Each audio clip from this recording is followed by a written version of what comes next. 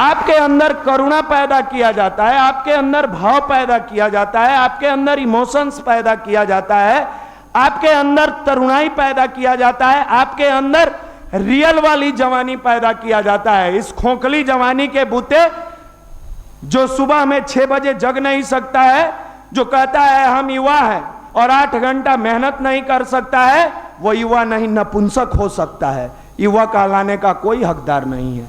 युवा तो वो है जो सूर्य उदय होने के पहले अपना बिस्तर छोड़ देता है।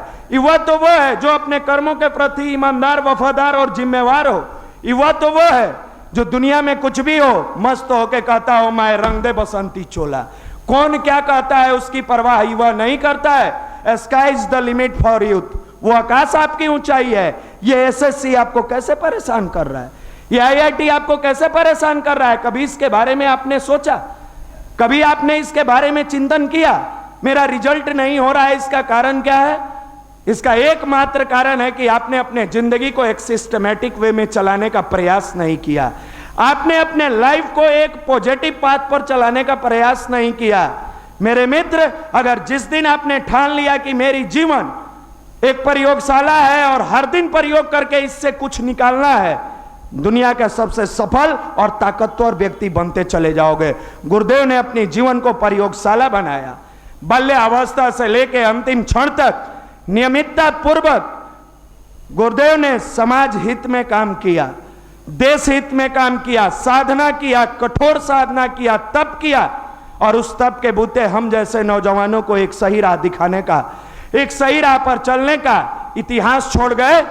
देश के युवा को इतिहास पढ़ने के लिए नहीं, गढ़ने के लिए छोड़ा जाता है। ये पढ़ने वाले मात्र टाइम पास करते हैं और गढ़ने वाले सूरवीर कहते हैं।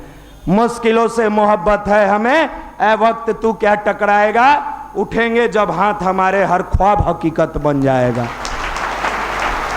आप युवा हो, अपनी इमोशंस को समझो। मेरी माँ क्या सोच के भेजी, मेरे पिताजी ने क्यों भेजा, मेरे गार्जियन की क्या आशाएं हैं।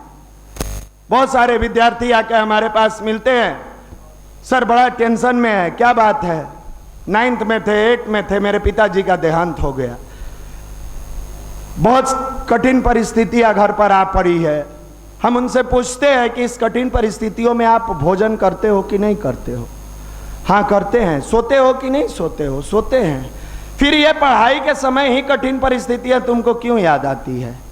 क्या इसको बार बार याद करने से पिताजी आ सकते हैं? नहीं। तो चुनौती मान लो इसको कि बहुत सारे लड़के पटना में ऐसे हैं जिनके माँ बाप हैं, परिवार है, घर भरा पूरा है और उनके सपोर्ट में सारे लोग खड़े हैं। वो तैयारी कर रहे हैं और मैं ऐसा इंसान हूं जो, मेरे पिताजी नहीं है, इकलौती माँ हमारी सपोर्ट कर रही है। हमें उन सबको पराजित करना है और इतना मन लगाना है कि वो सफल होंगे कि नहीं, हम सफल होंगे तो पूरे गांव वाले कहे कि इसकी मां पढ़ाई और बेटा ने कमाल कर दिया। इसी का नाम भारत का अध्यात्म है। ये क्यों सोचते हैं? नहीं है हमारे रोने और हंसने से समय और काल का परिवर्तन नहीं होता है, लेकिन हमारे कठिन परिश्रम करने से हमारी जितनी भी कमजोरियां होती है वो समाप्त हो जाती है। हमारे अंदर के जितनी बुराइयां होती है वो समाप्त हो जाती है। रोने से पिताजी का पुनर्जन्म नहीं हो सकता है, लेकिन कठिन परिश्रम करने से पिताजी की तरह परिवार संभालने वाला बेटा बन गया तो मां के आंचल में थोड़ी सी खुशियां मिल जाती है। इस खुशियों को लेकर आप आगे बढ़ो, इस अच्छे विचारों को लेकर आप आगे बढ़ो। जब आप घर से आते हो, कई बार मैंने एहसास दिलाया है, उस आंखों में एक सपना होता है, मेरा बेटा जा रहा है पटना में कैरियर बनाने के लिए, सफल हो जाएगा, जरूर सफल होगा, बेहतर बनेगा, अच्छा बनेगा। जब आप चढ़ते हो, गाड़ी पकड़ते हो, एक ही चीज आपको बार बार समझाया जाता है, बाबू मन लगाकर पढ़ना, बेटा मन लगाकर पढ़ना। जा रहे हो मेरी अरमानों को सजाना, बड़ा मेहनत से पैसा दे रहे हैं। पता नहीं इन बेटा लोगों को क्या हो जाता है, पटना में कौन सी प्यार की हवा बह गई है, कहां कहां ये सब घूमने में लग जाता है, समय बिताने में लग जाता है कि 10 से 12 साल लगा देता है एक कलर की नौकरी लेने में, 10 से 12 साल लगा देता है एक छोटे से पद पर जाने के लिए। जबकि अगर कठिन परिश्रम ईमानदारी पूर्वक श्रद्धा के साथ किया जाए तो 2 से 3 साल बहुत है किसी भी नौकरी को क्रैक करने के लिए। लोग कहता है कट ऑफ इतना गया, कट ऑफ उतना गया। कट ऑफ उस व्यक्ति के लिए है जो नहीं पढ़ता है। जो पढ़ता है 100 नंबर में 94 नंबर बना के लाएगा बना के आएगा, उसके लिए कट ऑफ नहीं होता है। उसके लिए कठिन परिश्रम होता है। Hard labour never goes in when. कठिन परिश्रम कभी भी व्यर्थ नहीं जाता। आज की युवा पीढ़ी मेहनत से भाग रही है, शॉर्टकट मेथड खोज रही है। कोई आसान तरीका बता दीजिए, कोई ऐसा तरीका बता दीजिए जिससे आराम से हमारी जॉब हो जाए। मेरे मित्र, यह आसान तरीका कुछ नहीं है। एक आपको घटना सुना रहे हैं उस मां की ममता और प्यार पर, जो सबके लिए, हम सबके लिए लागू होता है। सिकंदर का नाम आपने सुना होगा, सबने सुना होगा। सिकंदर साम्राज्य जीतते जीतते राज्यों को जब भारत आया तो भारत के कुछ लोग सिकंदर के साथ हो लिए, सेना में शामिल हुए। सिकंदर के साथ जब वो सेना में शामिल हुए तो लड़ाई करने के लिए आगे बढ़े अपने देश में। लड़ते लड़ते उसी में से एक सिपाही मारा गया तो उस सिपाही की लाश आई, और लाश जब मां के पास आई तो मां बेचारी प्यार से उस लाश को सीने से लगा के, उस बेटे को सीने से लगा के रो रही थी। सिकंदर वहीं खड़ा था और खड़ा होके देख रहा था। इतना प्यार तो मुझे कभी मां ने नहीं दिया। ये ऐसा राष्ट्र कौन सा है भाई? ये भारत में ऐसी क्या खूबियां है कि जिंदा तो जिंदा, मरने के बाद भी बेटे से इतना प्यार कर रही है मां। जाता है सिकंदर नजदीक में और जाकर कहता है, मां ऐसा प्यार करने के लिए बोलो तुम्हें कितने पैसे चाहिए। सिकंदर जाकर उस मां से पूछता है, मुझे ऐसा प्यार चाहिए, बोलो तुम्हें कितना पैसा चाहिए। मां आंखों में आंसू लिए हुए सिर झुकाए रहती है और सिर झुकाए झुकाए पूछती है, तुम सिकंदर हो? सिकंदर को आश्चर्य होता है कि इस बुढ़िया को कोई नहीं बताया है कि हम कौन है। कहता है, हाँ मां मैं सिकंदर हूं, तू कैसे जानती हो? वो जवाब देती है कि ऐसा बेवकूफी वाला बात सिकंदर ही कर सकता है जो पैसे से दुनिया को खरीद सकता है, इमोशंस के बारे में नहीं जानता है। ये भारत छोड़कर बाकी जगह लोग पैसों से प्यार खोजते हैं। हमारे यहां तो इतना बड़ा जिंदा दिल इंसान लोग हुआ करते थे कि गुरु के आदेश देने के बावजूद कि हम तुम्हें धनुर्विद्या नहीं सिखाएंगे, अपनी इमोशंस, अपने विश्वास पर इतना अडिग रहा वो बालक जो जाकर द्रोणाचार्य की मूर्ति बना लेता है और बनाकर अपना उस साधना करते हुए सबसे बड़ा धनुधारी बनकर एकलव्य के नाम से जाना जाता है। उस राष्ट्र के हम युवा हैं जहां मूर्तियों में से शक्ति पैदा किया जाता है, वहां आज घर में बैठे भगवान का अनादर किया जा रहा है। जहां मिट्टी की मूर्ति से सीख ली जाती थी, वहां घर पे जिंदा मां बाप का स्वप्न तोड़ा जा रहा है। उनके विचारों का दमन किया जा रहा है, उनके विचारों को समाप्त किया जा रहा है। जहां मिट्टी की मूर्ति के धनुधारी बनने के बाद गुरु के एक आदेश पर एकलव्य ने अंगूठा काट कर दे दिया, जबकि गुरु के प्रत्यक्ष गुरु से ज्ञान नहीं लिया था, मिट्टी की मूर्ति के गुरु से ज्ञान लिया था। आज अपने माँ बाप के पास गोद में खेलने वाले, पैसे से पलने वाले, इमोशंस में जिंदा रहने वाले, और हर दिन अपने माँ बाप को बाप के बातों को काट रहे हैं, हर दिन अपने माँ बाप के इज्जत के साथ खिलवाड़ कर रहे हैं। सोचते हैं पटना में कौन है देखने वाला, लड़की घुमा लो, लड़की के साथ मस्ती कर लो, ये कर लो, वो कर लो, ये मेरा फैशन है।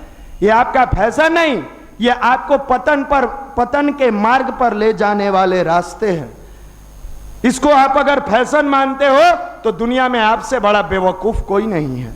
ये पतन का राह दिखाने वाला एक ऐसा रास्ता है जिस पर जितनी तेजी से चलोगे उतना ही तेजी से तुम पतन में जाओगे।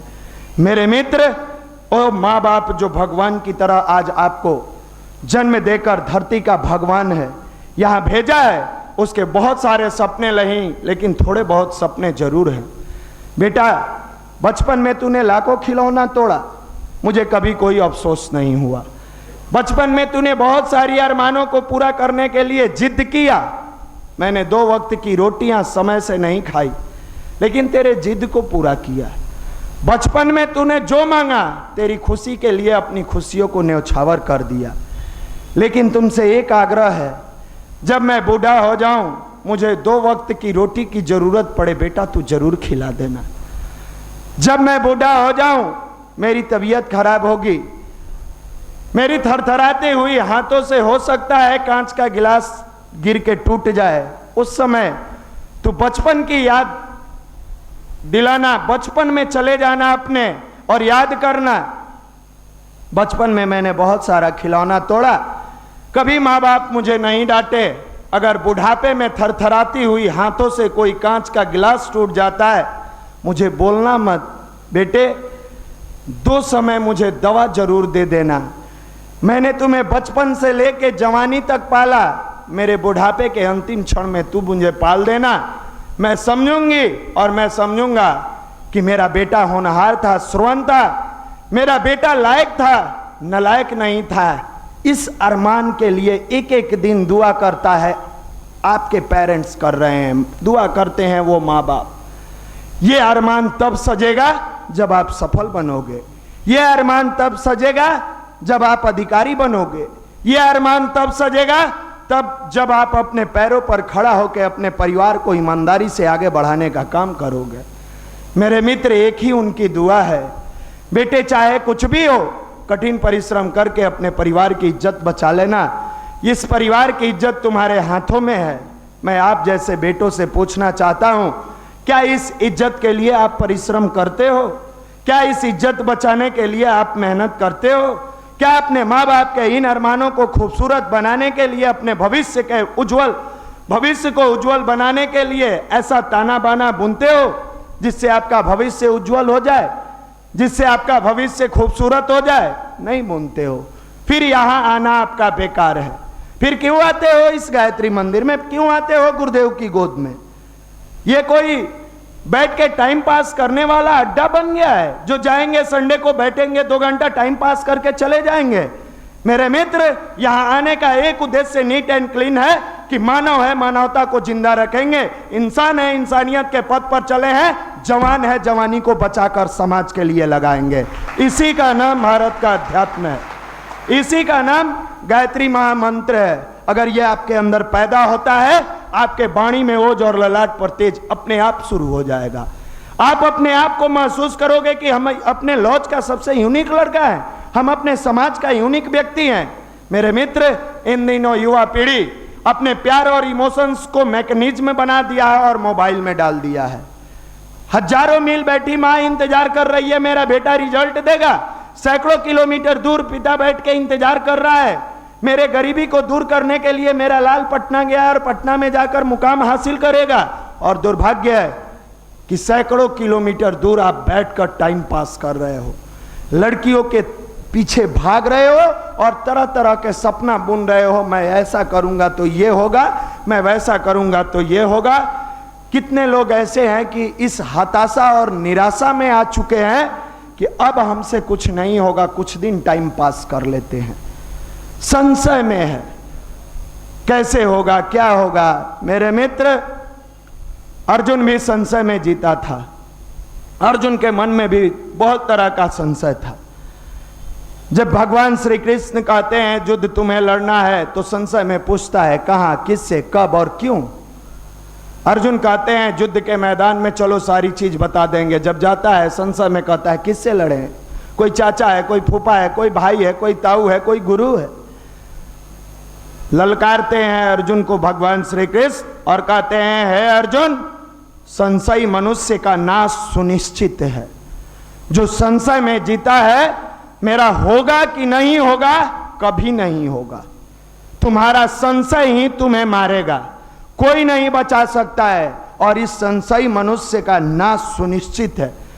फिर अर्जुन को ललकारते हैं नपुंसक अर्जुन, तुम क्या युद्ध करोगे, तुम क्या मारोगे, हम सबको मार दिए हैं, श्रेय का अधिकारी तुम्हें बनना है, धनुष उठाओ और तुम्हें उन व्यक्तियों को मारना है जो अनीति का साथ दिए हों।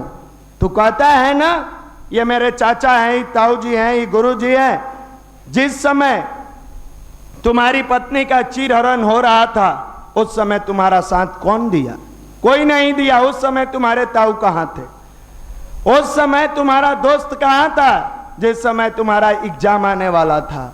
जिसको अपना नजदीकी समझते हो वो तुम्हें अनीति के राह पर मोबाइल में चिप डालकर चलाने वाला युवा है, तुम्हें भटका रहा है, तुम्हें गिरा रहा है। अगर तुम उसका साथ दिया तो तुम्हारा भी अंत हो जाएगा।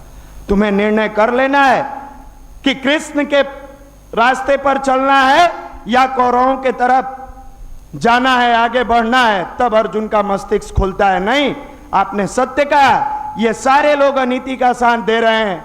कोई मोबाइल पर वीडियो गेम खेल रहा है, कोई मोबाइल में पॉर्न साइट की फिल्म डाल के देख रहा है, कोई लड़कियों के पीछे भाग रहा है। अगर हमने भी इनके साथ अपनी जिंदगी को लगा दिया, कहीं ना कहीं हमारा जिंदगी और हमारे परिवार का भविष्य दोनों बर्बाद हो जाएगा।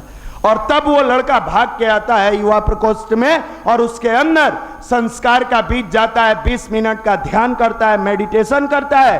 कोई पटना में इनकम टैक्स कमिश्नर बनता है, कोई IRS बनता है, कोई IAS बनता है, कोई IPS बनता है, कोई ब्रांच मैनेजर बनता है। और आज जिस छत पर बैठे हो, इस छत से हजारों अधिकारी पैदा होते हैं।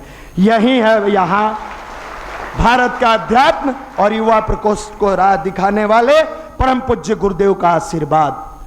मेरे मित्र, आप जिस जगह पर आए हो काफी शक्ति है, लेने वाली क्षमता पैदा कर लो। वैसे जैसे बरसात में बाल्टी को सीधा रखोगे तो लबालब भर जाएगा, उलट दोगे तो कुछ हाथ नहीं लगेगा। आप सही राह के लिए आए हो, सही विचारों के साथ यहाँ की चीजों को ले जाओगे, आपका जीवन धन्य होगा। बहुत समय नहीं लेते हुए हम सबके